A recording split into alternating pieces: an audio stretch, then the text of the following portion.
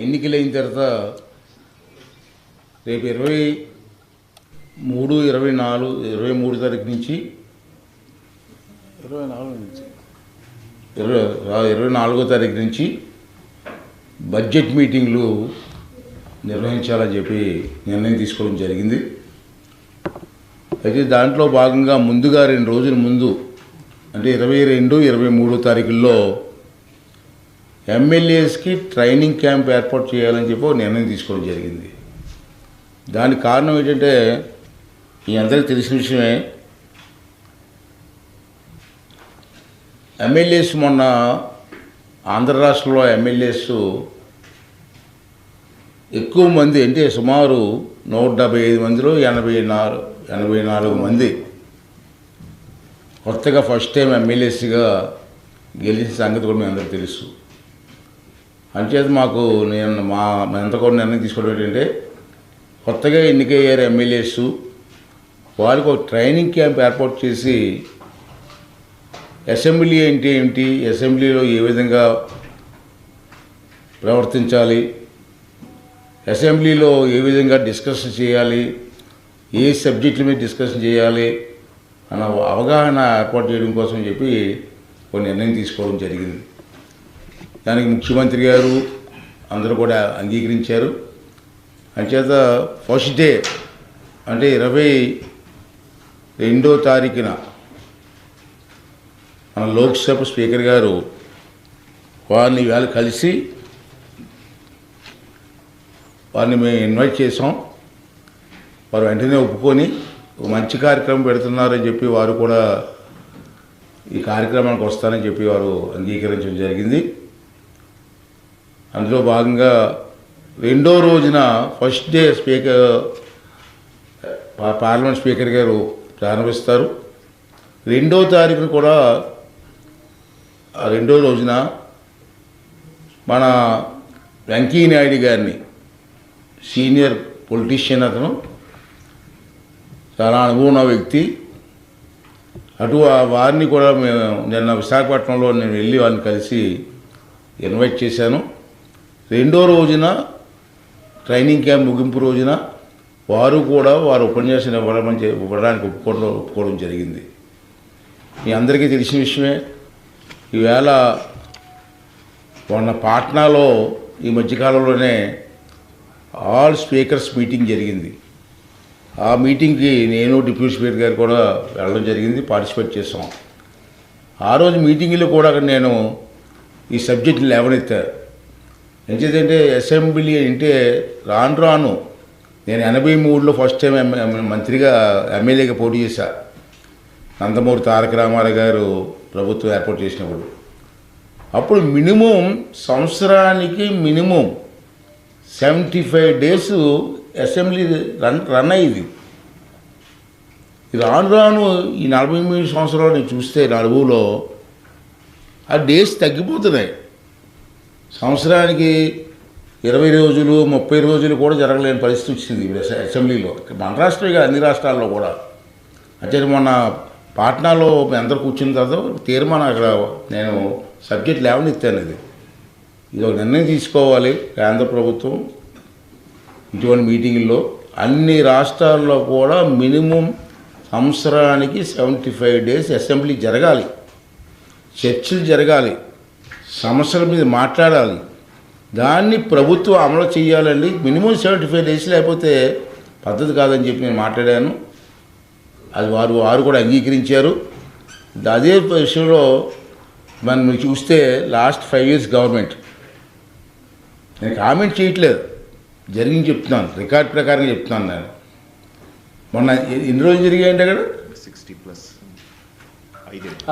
రోజులండి. 5 సంవత్సరాల్లో కేవలం 67 రోజులు జరిగాయండి. 5 yearsలో 1 yearలో కాదు. మరి అసెంబ్లీలో ఏం చర్చలు జరుగుతాయండి? ఎమ్మెల్యేలు చేయవలసిన ఒక పని ఏముంది? వాళ్ళ సమస్యలు ఎక్కడ చెప్పుకుంటారు, ఏ వేదిక నుంచి చెప్పుకుంటారు?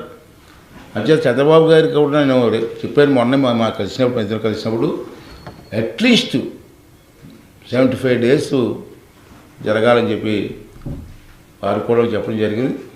అది అమలు చేయాలంటే ఓ సీనియర్ నాయకులు కూడా రేపు ఈ ట్రైనింగ్ క్యాంప్కి వచ్చి ఈ కొత్త ఎమ్మెల్యేలందరికీ కూడా ఒక ఏ విధంగా ప్రవర్తించాలి, అసెంబ్లీలో ఏ విధంగా డిస్కషన్ చేయాలి, ఏ సబ్జెక్ట్ మీద డిస్కస్ చేయాలి, స్పీకర్ నుంచి సభ్యులు ఏం కోరుకుంటున్నారు,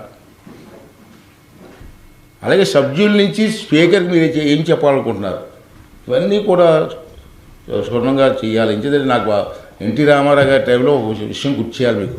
అంటే మీ అందరికీ తెలిసిన విషయం కాదట్లేదు, పబ్లిక్ కూడా తెలియాలి. 83లో ఎన్టీ రామారావు గారు ముఖ్యమంత్రిగా ప్రమాణ స్వీకారం చేసిన తర్వాత అప్పుడు నేను ఫస్ట్ టైం ఎమ్మెల్యేలందరికీ గండిపేటలో 7 days ట్రైనింగ్ క్యాంప్ పెట్టారు. 7 days. ఢిల్లీ నుంచి కూడా ఎంతోమంది అనుభవం ఉన్న వ్యక్తులను తీసుకొచ్చి ట్రైనింగ్ ఇచ్చారు మాకు. అతను ఆ రోజు ఇచ్చిన ట్రైనింగ్ ఇవాళ 43 సంవత్సరాలుగా మాకు అనుభవం మీద పనిచేస్తున్నాం. అలాగే కొత్త ఎమ్మెల్యేలకి, కొత్తగా రాజకీయ నాయ వస్తున్నటువంటి వ్యక్తులకి కూడా ఇది చాలా అవసరం అని చెప్పి అంచేత లోక్సభ స్పీకర్ గారు వస్తారు, అంగీకరించారు, వాళ్ళకి ధన్యవాదాలు తెలియజేస్తూ, అలాగే వెంకయ్యనాయుడు గారు వస్తున్నారు. వారితో పాటు ఇంకా దీని మీద బాగా అనుభవం ఉన్న వ్యక్తుల మీద రాజ్యాంగం గురించి ఇవన్నీ చెప్పే వ్యక్తులని అందరినీ కూడా ఐడెంటిఫై చేస్తున్నాం. వాళ్ళందరినీ పిలిపించి 2 days విజయవాడ అసెంబ్లీ హాల్లోనే ట్రైనింగ్ క్యాంప్ పెట్టాలని చెప్పి నిర్ణయం తీసుకోవడం జరిగింది. ఈ విషయం మీ అందరికీ తెలియజేసి మీ ద్వారా పబ్లిక్ కూడా తెలియజేయడం కోసం మేము ముందుకు రావడం జరిగింది. మరి దాన్ని విజయవంతం చేయడం కోసం ఎమ్మెల్యేలు కానీ అందరూ కూడా సహకరించవలసిన అవసరం ఉందని చెప్పి మనం చేస్తానండి.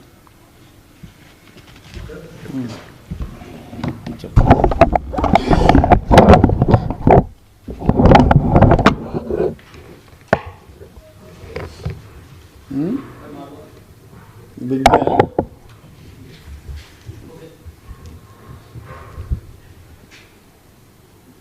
మీరేమన్నా ప్రశ్న అడగండి. చెప్పవలసింది మా సభ అధ్యక్షులు వారు చెప్పారు.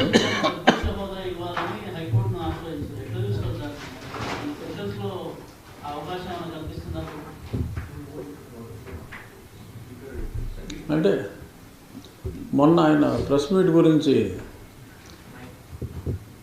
ఆయన జగన్మోహన్ రెడ్డి గారు ప్రెస్ మీట్లో ఉన్నట్టు మాట్లాడాల. అక్కడ ఆనరబుల్ స్పీకర్ గారికి కోర్టు సమన్లు ఇచ్చినట్టుగా ఆయన మిస్టేక్ అయ్యారు.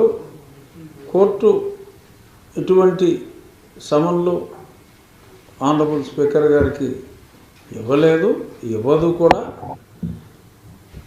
కేవలం ఆ కేసు టేకప్ చేయాలా వద్దా అన్న దాని మీదే ఇంకా మ్యాటర్ ఉంది. స్పీకర్ గారి పిఏకి ఆ విషయం తెలియజేయడం జరిగింది తప్ప శాసనసభాపతి గారికి ఎటువంటి నోటీసు కానీ సమన్లు అనేది అసలు ఆయన అర్ధరహితంగా మాట్లాడిన మాట. నోటీసు కూడా రాలేదు, రాదు కూడా. సో ఈ శిక్షణా తరగతులు అంటే అవగాహన సదస్సులు ఇందాక పెద్దలు చెప్పినట్టు ఎక్కువ మంది కొత్తవారు ఉన్నారు. సో కాబట్టి తప్పనిసరిగా శిక్షణ అవసరం, అవగాహన అవసరం అనే ఉద్దేశం మీద పెట్టడం జరిగింది. మరి జగన్మోహన్ రెడ్డి గారు కూడా మరి గతంలో ఎంపీగా చేశారు, ప్రతిపక్ష నాయకుడిగా చేశారు, ముఖ్యమంత్రిగా చేశారు. కానీ మరి ఇలా అవగాహన లేకుండా మరి కొన్ని ఆ మాటలు మాట్లాడటం, మరి కోర్టు సమన్లు ఇచ్చిందంటాం. కంపల్సరీగా ఆయన అసెంబ్లీ సమావేశాలకి వచ్చినా రాకపోయినా ఈ అవగాహన సదస్సుకు మటుకు కంపల్సరీగా రావాలి అని నా వ్యక్తిగతంగా నా ఉద్దేశం. ఎందుకంటే మరి ముఖ్యమంత్రి చేసిన వ్యక్తులు ఏది పడితే అది, ఎలా పడితే అలా మాట్లాడటం సమంజసం కాదు. ఈ అవగాహన సదస్సులో ఇటువంటివన్నీ శాసనసభాపతికి చైర్కి గౌరవం ఇవ్వాల్సిన అవసరం గురించి, ఇంకా రకరకాల పార్లమెంటరీ ఆర్ అసెంబ్లీ శాసనసభ వ్యవహారాలు, ప్రొసీజర్స్, రాజ్యాంగాన్ని ప్రతి ఒక్కళ్ళు చదవాలి. కౌల్ అండ్ షక్దర్ ఆ బుక్ కూడా అందరికీ ప్రతి శాసనసభ్యుడికి ఇచ్చేలాగా కూడా ఇస్తున్నాం. ఎందుకంటే ఆ శాసన వ్యవస్థ, అందులో ఎమ్మెల్యేల పాత్ర, వారు ప్రవర్తన నియమావళి, ఎందుకంటే ప్రజల చేత ఎన్నుకోబడిన వారు మేము అనుకోండి. సో మా ప్రవర్తన బట్టే అందరి ప్రవర్తన కూడా ఆధారపడి ఉంటుంది. సో కాబట్టి మరి గతంలో తగులాడుకునే విధంగా కాకుండా హుందాగా మా సభాపతి గారు సభను నడిపించాలి అని ఒక కృత నిశ్చయానికి వచ్చారు. అందులో భాగంగానే ఈ అవగాహన సదస్సులు హుందాగా జరుగుతాయి, మర్యాద పూర్వకంగా. మరి గతంలో మీరు చూశారు, ఎవరైనా బూతులు తిడితే ఆహా మనసు దోచావనే మాటలు అటువంటివి ఏమీ ఉండకుండా సభ గౌరవ సభలాగా, ఏదైతే ముఖ్యమంత్రి గారు కూడా ఆ రోజు గౌరవ సభగా మారాక వస్తానన్నారు, ఖచ్చితంగా ఇది గౌరవ సభగానే ఉండాలి. ఆ గౌరవ సభగా ఉండాలి అంటే అన్ని పార్టీల సభ్యులకి కూడా పూర్తి అవగాహన ఉండాలి. కాబట్టి ఆ బ్యాక్గ్రౌండ్లో స్పీకర్ గారు అవగాహన సదస్సులు నిర్వహిద్దామని చెప్పి ఆయన నిర్ణయం తీసుకోవటం, ముఖ్యమంత్రి గారితో మాట్లాడటం, అలాగే ఈరోజు లోక్సభ స్పీకర్ గారిని కలిసి వెంటనే ఆయన అనుమతి తీసుకోవటం, ఇదంతా అనుకున్నట్టుగా జరుగుతుంది. సో దీనికి అందరూ, ముఖ్యమంత్రి గారు కూడా వస్తున్నారు, అందరు మంత్రులు, అన్ని పార్టీల శాసనసభ్యులు, అన్ని పార్టీల శాసనసభ నాయకులు, అంటే ప్రతిపక్ష హోదా ఉన్న నాయకులు ఎవరు లేరు కాబట్టి అన్ని పార్టీల శాసనసభాపక్ష నాయకులు కూడా హాజరు అవ్వాలి అని మీ ద్వారా తెలియజేస్తాం.